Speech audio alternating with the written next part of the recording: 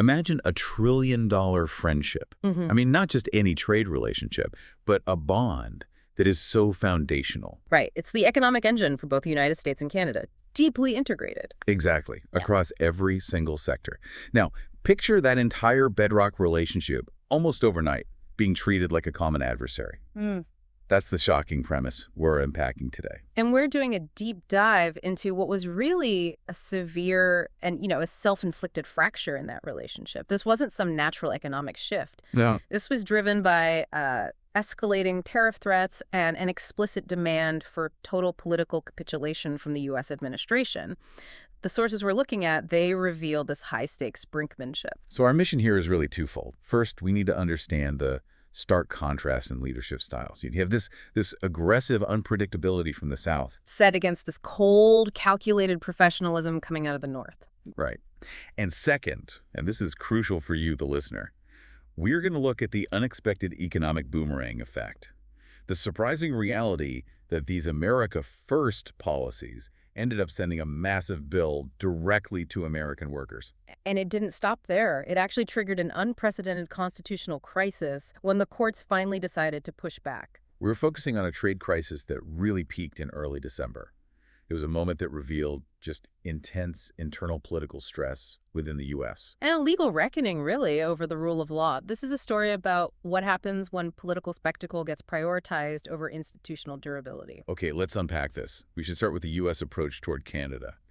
The source materials we've seen describe a strategy that was just defined by consistent volatility. I think that's the key word, volatility. A decades-long ally was suddenly being treated less like a partner and more like a competitor that needed to be, intimidated into submission. The intention seems to have been securing compliance through chaos. It was. The administration was lashing out at Canadian leadership, suggesting near universal tariffs on key goods. We're talking steel, aluminum. And it even threatened the entire USMCA framework. Exactly.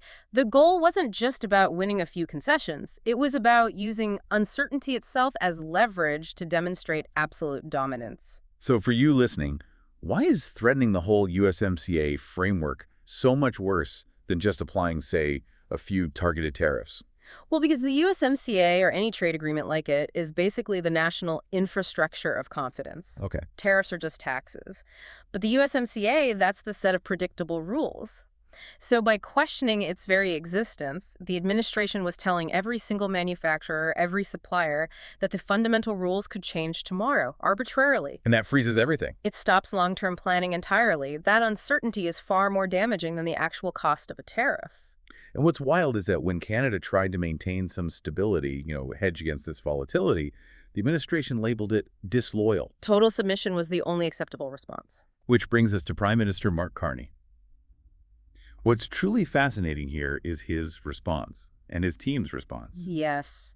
He just refused to be drawn into the theatrical escalation. He chose a path of what the sources call measured diplomacy. He recognized that matching chaos with more chaos would only hurt Canadian businesses. But wasn't that sort of boring stance politically risky for him at home? I mean, did the sources suggest there was pressure in Canada to, fight fire with fire? Initially, yes, absolutely. There was pressure to respond forcefully. But Carney's strategy was pretty quickly framed domestically as risk management rather than submission. Smart.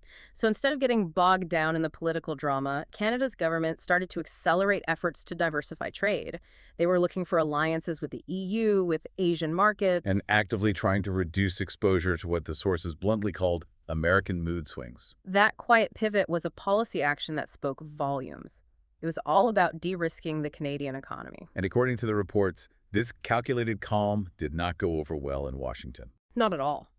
The White House became intensely frustrated. They saw Carney's refusal to flinch, his refusal to provide those immediate theatrical concessions, as manipulative. Because the administration wanted a spectacle. They demand a spectacle. And when the other side just denies them that and simply sticks to the rules, it's seen as an existential challenge. This really illustrates the core conflict here. One side was all about theatrics, and the other was about institutional durability. And this is where it gets really interesting, because the impact wasn't just contained at the border. It immediately boomeranged back, creating this staggering economic irony. It's a textbook example of unintended consequences. I mean, you can't just violently disrupt the world's most integrated supply chain without hitting your own people first. Right, so American workers, who are supposed to be the beneficiaries of America First, Mm. they get stuck right in the middle. We saw essential supply chains put on immediate hold.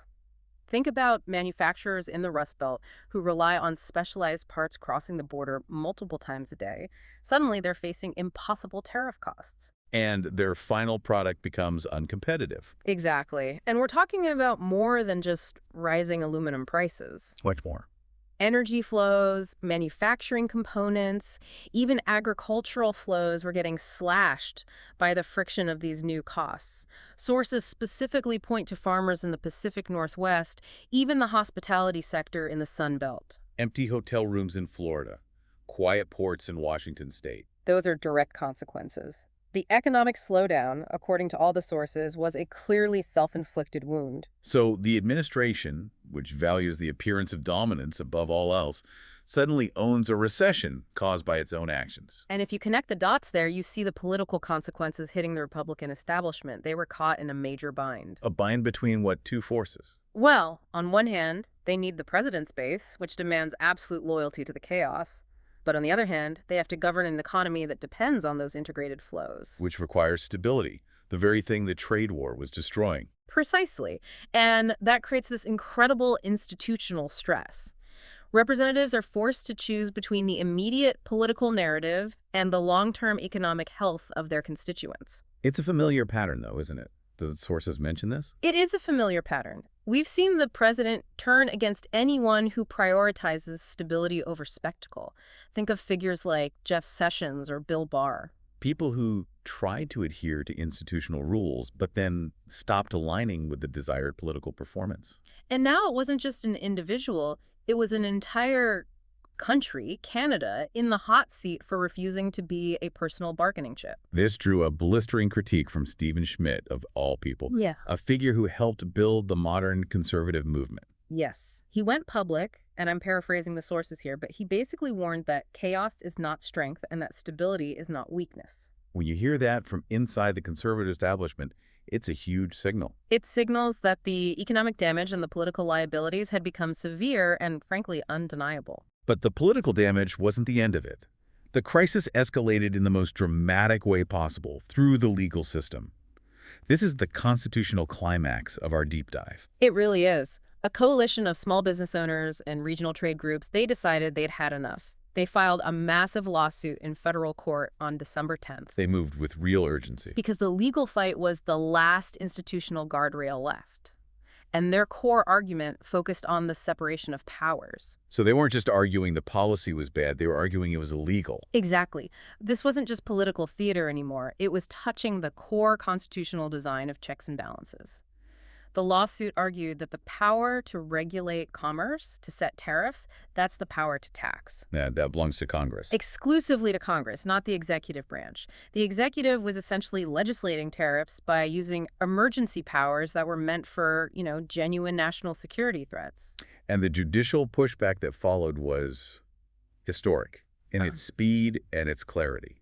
It was. The court recognized the severe economic urgency. And in a ruling that had the White House reeling, the judge declared the administration's actions constitutionally indefensible. That's incredibly strong legal language. It's legal speak for, you have no solid ground to stand on, and you are abusing a specific power for political performance. Legal experts are noting that this level of judicial pushback against a president's trade policy, it just hasn't been seen in generations, not in a functioning democracy. And this wasn't just a partisan thing. The sources highlight J. Michael Luddick, a foundational conservative legal voice. He went on record stating that treating trade as a personal bargaining chip is a direct threat to the rule of law. So there was a consensus. A consensus among legal scholars that the executive branch cannot just unilaterally legislate taxes or tariffs. So let's zoom out. What does this all mean for the U.S. on the global stage? What are the implications here? Well, the immediate political fallout is clear. The bill for all this disruption has arrived. The president is already facing backlash as tourism drops and cross-border manufacturing slows. And approval ratings are taking a hit in those key border states. Which fuels anxiety among representatives who are thinking about the next election. And the opposition is perfectly poised to argue, quite effectively that the administration confuses dominance with competence. By turning this trade dispute into a spectacle, they've created a crisis of credibility. And that could permanently harm America's standing in the world. It really shines a spotlight on this core principle at stake here: stewardship versus domination. That's the perfect way to frame it. For 250 years, American power was built on being the anchor of alliances, on setting predictable rules. That's stewardship. And this approach? This approach privileges mood swings over markets. It treats volatility as a weapon. That is domination. And if that model is allowed to stand, it creates a very dangerous and unstable precedent. It creates a reality that won't just disappear when this administration leaves office. No, it won't. I mean, democracy relies on the assumption that people in power play by the rules, even when it's inconvenient. When those norms start to crumble, prosperity falters right along with them. So looking ahead, the narrative now really seems to favor those promoting a return to normal governance. Of course. Contrasting the chaos with the stability and competence we saw in the Canadian response, voters, they usually don't reward chaos once the cost hits their bank accounts. That's a good point. The current administration isn't really offering either stability or competence in this arena. Which just paves the way for a political message that's focused on respecting allies, adhering to constitutional norms, and just ensuring the economic system starts working predictably again. This has been a compelling deep dive. It started as a trade dispute and it became a full-blown constitutional battle. The two central takeaways seem unavoidable. I think so. First, Canada successfully de-risked its economy against U.S. volatility by just sticking to stable, rules-based coordination. Forcing the aggression to rebound internally on the U.S. Right. And second, the U.S. strategy of intimidation led to these devastating self-inflicted economic wounds and ultimately a major constitutional defeat in the courts. So the final thought for you, the listener, is that this isn't just about trade. It's about whether the U.S. still values trust as a form of, well, national infrastructure. And if dominance is prioritized over durability, the U.S. is fundamentally saying its own constitutional principles don't matter anymore. That it's stepping into a realm where power is purely performance at the expense of its own economic stability. The whole thing now really depends on the Supreme Court as this unprecedented legal battle progresses.